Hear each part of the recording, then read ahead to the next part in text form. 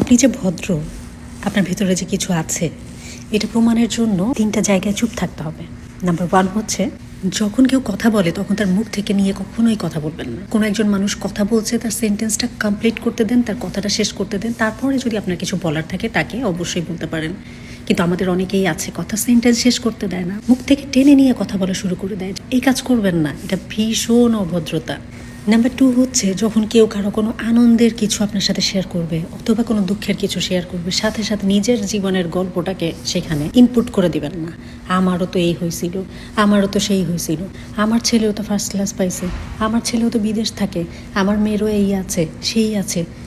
আপনার কাছে শুনতে চায় নাই, আপনাকে কেউ একজন কিছু বলছেন। যখন কেউ কারো নিজের সমস্যা শেয়ার করছে বা নিজের আনন্দ শেয়ার করছে, তাকে সেই আনন্দটুকু বা দুঃখটুকু শেয়ার করার সুযোগ করে দেন। এই সকল সিচুয়েশনে চুপ থাকবেন। নাম্বার 3 হচ্ছে, আপনার যখন কারো সম্বন্ধে ভালো কিছু বলার থাকে তখন মুখ খোলেন। আর যদি আপনার ভালো না লাগে, ভালো কিছু বলার না থাকে, সেই সকল জায়গাতে চুপ থাকেন। আপনি চুল কাটছেন কেন, চুল বড়তে সুন্দর লাগতো, আপনি শুকাইছেন কেন, মোটা অবস্থায় কিউট লাগতো, আপনি মেকআপ করছেন কেন, মেকআপ ছাড়াই তো আপনাকে সুন্দর লাগে।